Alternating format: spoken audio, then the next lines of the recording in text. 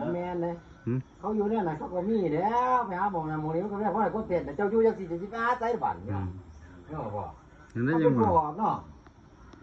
เดี๋ยวน้อยกินนั่นกินนี่เนาะ อันไหนเนี่ย ใช่นั่น เขา ใช่ บอกไว้เขาก็ไปหาไปในแสวงหานี่เขาเห็นอันนี้หมดอ่ะ อืม พี่เจ้าสิไปหาชอกอีไสเอาแกพัดก็บ่ได้ นี่ล่ะนะ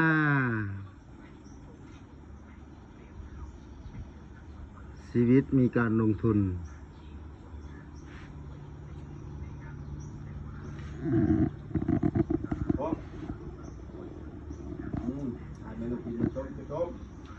ชมบ่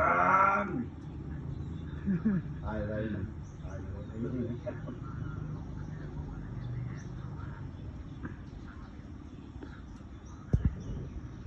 กินหมกม่วงกระซอ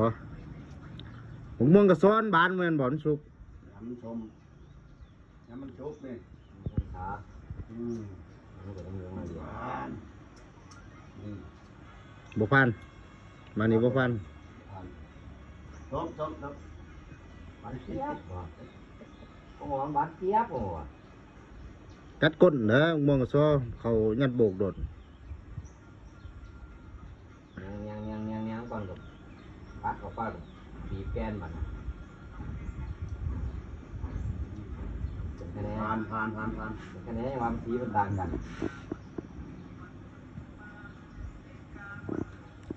กินเป็นตะแซ่บกินหมกม่วงกระซอยัดโบก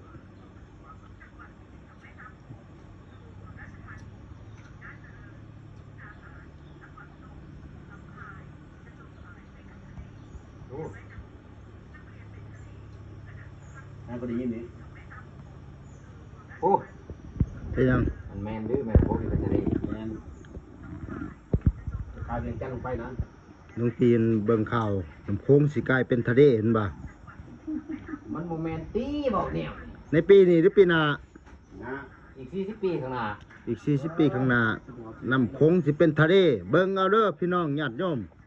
พังเอาเด้อแม่น้ำโค้งสิกลายเป็นทะเล อุณหภูมิธานี เราจะมีเรือสำราญมาจอดที่แม่น้ำโขงแล้ว ต้องขายไป มันจะเป็นไปได้จะได้วัดทะเล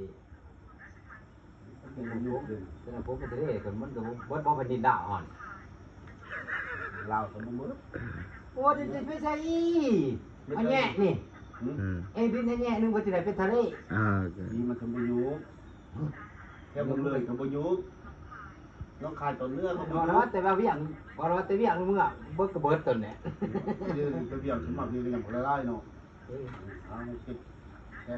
เบิ่งข่าว เอาแค่ เบิ่งมาพังข่าวเนาะข่าวลุกอยู่พื้นดินหมดแล้ว ไปกันจะไปยัง ลุกอยู่พื้นดิน บาข่าวแม่น้ำโขงอีก40 ปีภายภาคหน้าเนาะจะเป็นน้ำทะเลจะเป็นทะเลสาบ